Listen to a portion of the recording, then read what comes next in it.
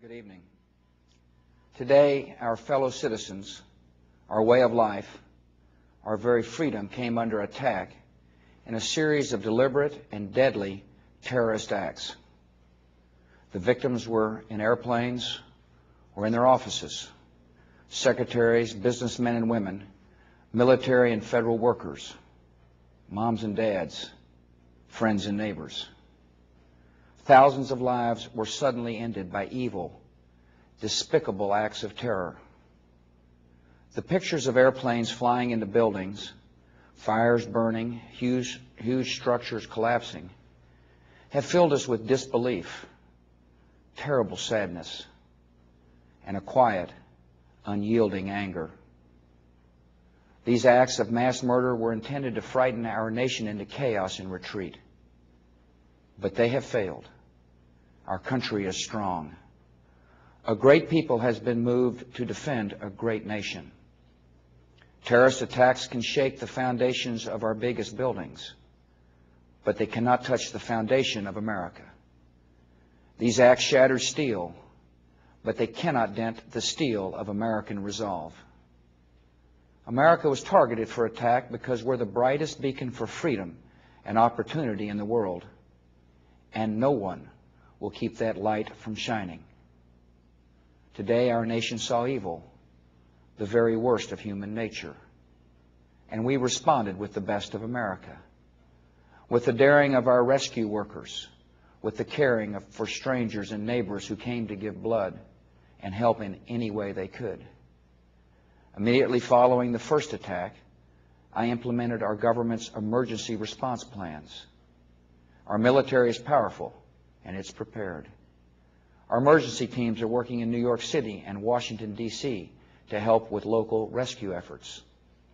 Our first priority is to get help to those who have been injured and to take every precaution to protect our citizens at home and around the world from further attacks. The functions of our government continue without interruption. Federal agencies in Washington, which had to be evacuated today, are reopening for essential personnel tonight and will be open for business tomorrow. Our financial institutions remain strong, and the American economy will be open for business as well. The search is underway for those who are behind these evil acts. I've directed the full resources of our intelligence and law enforcement communities to find those responsible and to bring them to justice. We will make no distinction between the terrorists who committed these acts and those who harbor them. I appreciate so very much the members of Congress who have joined me in strongly condemning these attacks. And on behalf of the American people, I thank the many world leaders who have called to offer their condolences and assistance. America and our friends and allies join with all those who want peace and security in the world, and we stand together to win the war against terrorism.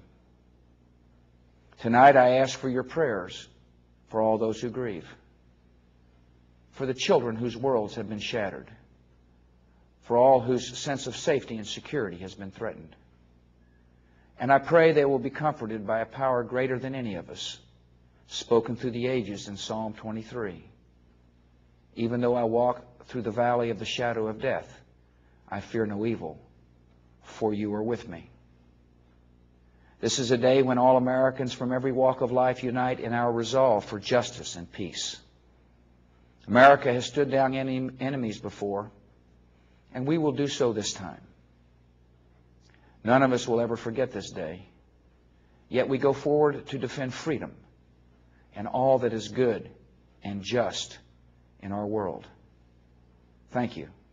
Good night, and God bless America.